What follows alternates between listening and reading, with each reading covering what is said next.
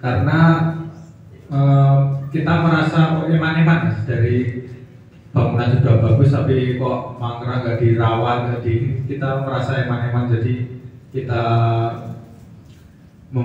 kita bikin kegiatan lagi di sini, begitu. Mungkin ada lagi pertanyaan? Iya, monggo Mas Ezan. Tadi Mas Hermin dari KRBG.com, Mas Ezan mau untuk kedepannya apalagi yang harus dikembangkan atau mungkin sudah punya map tersendiri apa yang akan dikembangkan di sini, apa kekurangannya itu seperti apa gitu. Terus untuk Dinas Pariwisata Pak, tadi ternyata luar biasa ya untuk Parangtritis itu sendiri bisa sampai 4 miliar hanya dalam semalam gitu kan. Setahun ya, tapi itu kan cukup besar sekali ya dalam setahun. Setahun iso bangun. Ternyata cukup besar sekali, tapi masyarakat sekitar ternyata belum dibangun dengan sebaik mungkin karena memang tingkat kemiskinan di DIY itu masih di wilayah selatan cukup tinggi. Jadi 4 miliar itu harusnya bisa untuk menyediakan masyarakat, terutama untuk infrastruktur jalan yang masih banyak yang rusak gitu kan. Untuk pemetaan di tempat-tempat wisata di Bantul, potensi-potensi yang harus dikembangkan lagi selain tadi yang disebutkan itu apalagi Pak, karena ternyata juga masih cukup banyak. Dulunya memang Bantul di wilayah selatan itu kan tempat-tempat yang itu cukup religinya cukup tinggi ya, karena di situ ada banyak sekali tempat-tempat yang itu digunakan oleh para leluhur Mataram untuk bermeditasi seperti Cepuri dan lain sebagainya. Itu kan tempat-tempat yang harusnya dibangun, dikembangkan dengan Islam seharusnya kembali seperti dulu gitu. Jadi terima kasih. Lewat Gusti Mangku kita sudah beberapa diskusi. Yang pertama tadi Parangkusumo itu mau dikembalikan seperti asalnya dulu. Dengan kertas Nyun Sewu, alun-alun utara itu kan dikembalikan seperti asalnya dan pasirnya dari Sri Gading. Nah, itu kan seperti itu. Jadi Parangkusumo itu konsepnya nanti akan dikembalikan seperti dahulu. Nah, seperti dahulu seperti apa? Ini baru kita kaji. Karena saat ini di sana sudah banyak pembunuhnya seperti apa. Dan Nyun Sewu tadi berbicara tentang kemiskinan.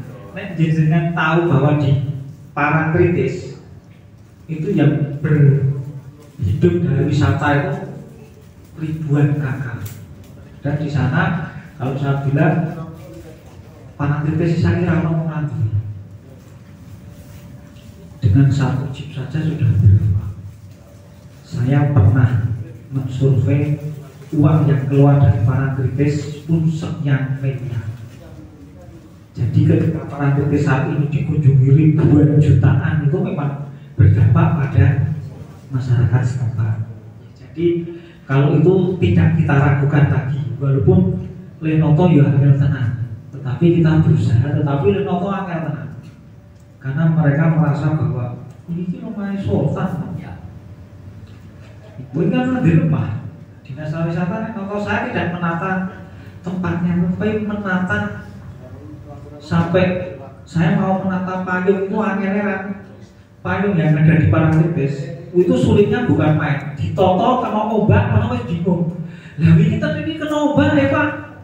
Saat ini mundur, dilalai obatnya surut meneng, maju meneng. Nah ini wis kulo toto, kulo tinggal balik mulai. Termasuk bagule. Napa? Termasuk bagule dan maju. Wah. Siapa kalau Pak? Takul saya membangun payung. Ini kurang minat khusus. Jadi di Parangtritis memang ada petilasannya. Yang pertama itu Jepuri, yang kedua itu Parangwedan. Parangwedan itu sampai hari ini sama keraton tidak boleh kita apa-apakan. Keraton sudah punya konsep, tidak tahu seperti apa, tetapi akan kita bangun pun tidak boleh. Kita renovasi saja nggak boleh.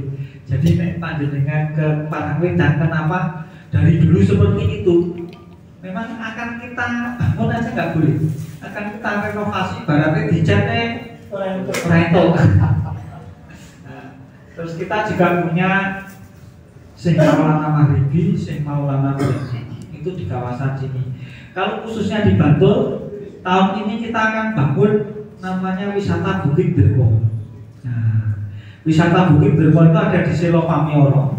itu tahun ini kita bangun dan sudah dimulai dengan dana DAK. Jadi nanti akan tambah satu destinasi wisata yang ada di Bantul. Nanti akan kita koneksikan dengan Gua Cermai. Gua Cermai saat ini baru kita akan buat master plan-nya. Jadi kawasan Gua Cermai itu seperti apa? Nanti akan kita bahas. Tapi kembali ke Pantai Selatan, bahwa kita tidak lepas semuanya dari pihak keraton. Jadi nanti monggo dulu itu pernah apa? Banter pasirnya sini ke sana, tapi jalan wisatanya mau dibangun, dananya ono, tetapi izinnya tidak keluar. Karena kalau pembangunan itu kan harus clean and clear. Nah, kita ajukan DAK, ternyata sebetulnya kan kita punya konsep. Jadi pantai yang ada di selatan ini terkoneksi ada jalan yang sudah ada dari Samas tekan Waru, tapi ini kok jalannya kan jadi seperti itu. Kita sebetulnya lagi-lagi kalau di Yogyakarta itu kendalanya masalah tanah. Tetapi itu bukan berarti kok terus menghantar, tidak. Karena memang keraton punya konsep. Nah, seperti yang di Gumuk Pasir itu sampai sono jalan itu besok kita tutup. Jadi jalan Parangkusumo ke barat sampai Pantai Depok yang aspal itu besok tidak boleh dilewati. Karena itu bagian dari Geopark Gumuk Pasir.